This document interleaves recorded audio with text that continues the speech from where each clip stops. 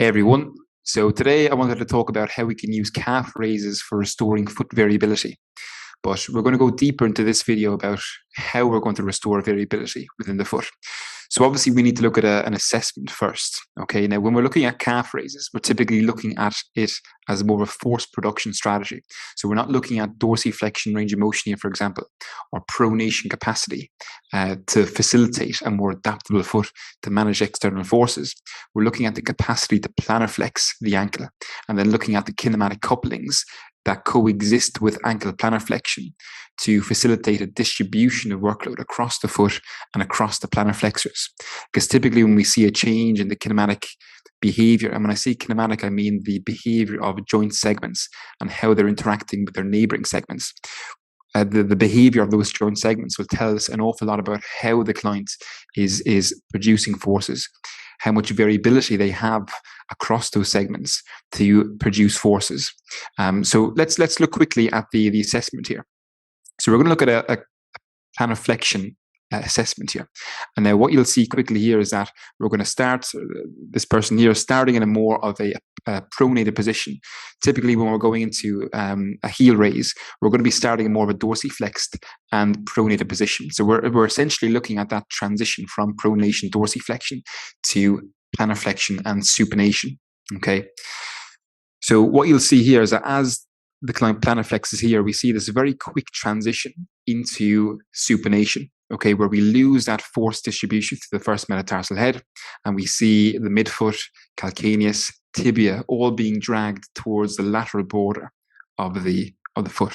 Okay, so this for us really reflects a very quick transition into supination. Really, we're not really getting that height in plantar flexion. So for us, there's many different reasons for this potentially, and we will obviously have to kind of break out and explore the more local interactions between the forefoot, midfoot, and rear foot to really understand what the variability is like across the foot segment. But we're going to explore some of the potential reasons for this throughout the next two videos.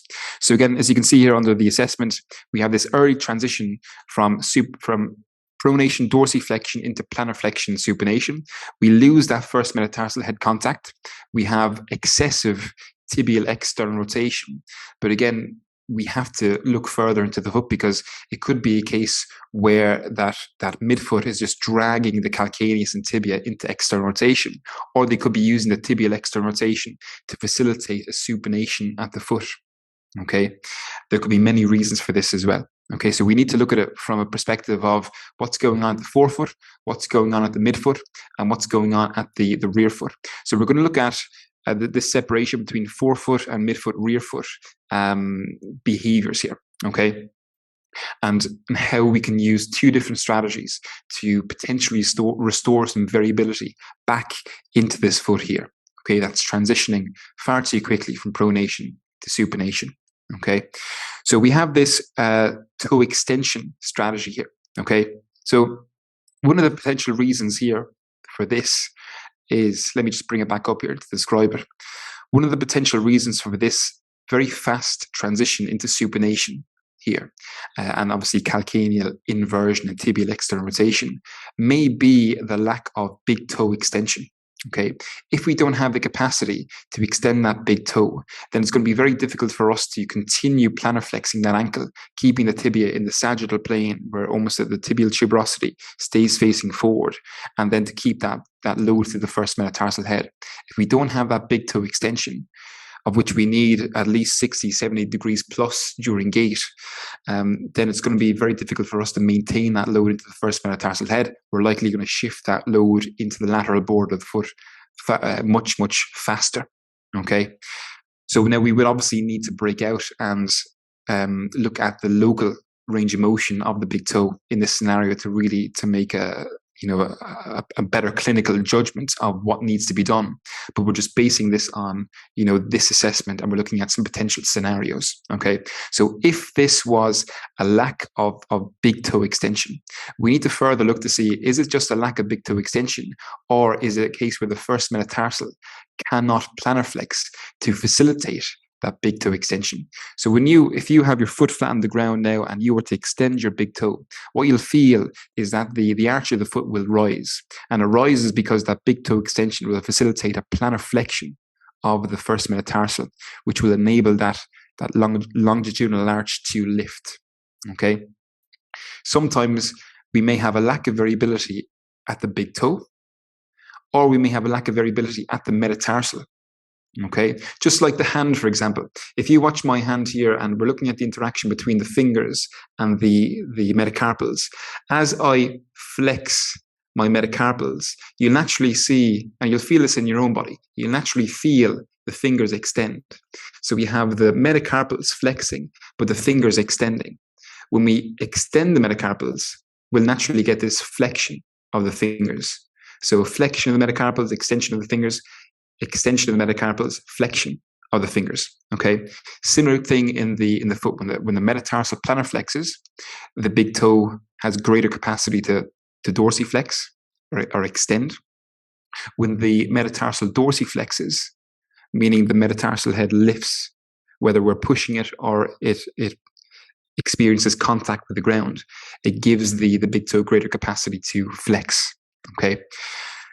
So if it was a lack of big toe extension, movement or range of motion, then we wouldn't be going straight into this strategy here. But if it was a lack of capacity of the first metatarsal, the plantar flex, then what this position does, positioning the big toe in extension over a towel, it facilitates this rising or increase in arch height, which comes from the plantar flexion, this downward inclination of the metatarsal. Okay, so you'll see this faster transition into supination, but what it does is it enables the first metatarsal head to stay in contact with the ground because we've positioned that big toe in extension. If, for example, it was a lack of big toe extension, range of movement, we wouldn't really be challenging the plantar flexors here. We'd be more so challenging the big toe flexors. FHL, the flexor hallucis longus, for example, would be an important one to go after. Okay, but what you'll see in this strategy here is you'll see this fast transition into supination, but we're holding on to the first metatarsal head contact because of that, because of the big toe extension. Okay, so in a way, you could consider this as a way to restore variability into the foot because we're challenging or changing the variability of the forefoot relative to the midfoot. Okay, but again, if we didn't have that big toe extension, then we may deviate laterally. Okay, so one thing to consider there. Okay, so looking at the forefoot, again, we need to position the big toe in extension to facilitate metatarsal plantar flexion. If we're looking at the midfoot, rear foot there, we can speed up this transition to supination and facilitate that calcaneal inversion, hopefully without the excessive tibial external rotation. Ideally, we want to keep that tibia in the sagittal plane. Okay. What this does, though, is it leads to less time under tension through the plantar flexor muscles, the ankle plantar flexors. Okay. Now, that may be well and good in some situations, because we're transitioning to more of a rigid midfoot there. We don't really need as much low capacity into the plantar flexor, the ankle plantar flexor muscles, because we have a more rigid position of the foot. We have less variability at the midfoot there because it's expressing more of a closed pack position. But let's say this wasn't a range of motion limitation. Let's say we're seeing this quick transition into supination, calcaneal inversion, tibial external rotation, this deviation away from the first metatarsal head, because the client struggles to maintain a pronated position as we plantar flex the ankle. And lots of clients will express this because they struggle to manage forces through the foot segment while the foot expresses a more variable segment. And what I mean by that is the pronated foot is more of an adaptable foot. It's a foot that has more movement options within it. So that's all well and good, but can we manage forces through the muscular tissues as we maintain that foot position that would represent greater movement options? Okay, so what we could do if that was a scenario, and obviously, look, we have to do more assessments, gain more objective information to really make this judgment. about what is necessary to restore variability. But what we can do here is position the big toe inflection by actually placing the metatarsal head over top the towel here, which would position that metatarsal, the first metatarsal, in more of a dorsiflex position, and thus reducing the height of the arch, and thus bringing the midfoot into more of a pronated position. And so as we build pressure through the metatarsal heads here, and we move through ankle plantar flexion, it's going to take us longer to transition to midfoot supination, calcaneal inversion, and we're going to get more load into the plantar flexors as a result. Okay, so think of this as a way to restore more variability in the strategies used, as opposed to trying to facilitate, a change in the actual space between the metatarsal and the big toe. If, for example, they needed more range of movement in a certain segments, this might not be the strategy we're going to use. This is a strategy where we're using it to change the strategy that the client's using to produce force. Because again, like I said, if we're looking at a calf raise, we're typically looking, and if we're looking at obviously on a flat surface here without any drop into or below 0 degrees, we're obviously biasing more force production behavior here. So we're always moving into plantar flexion and supination, and then the associated kinematic couplings. But it's about how are we getting there? Are we going there very quickly? Are we able to allow for a certain variability between the toes, the metatarsals, the midfoot, the calcaneus, the interaction between the tibia, the talus, for example? Or are we changing the strategies that the client is using to facilitate that force production? Okay. Both will tell us information about a client, but one, for example, changing the strategies is likely more important if the client has the necessary range of motion of all the segments within the foot. If, for example, the client doesn't have the necessary segmental range of motion within the foot, we may have to look a bit deeper and restore local range of motion first.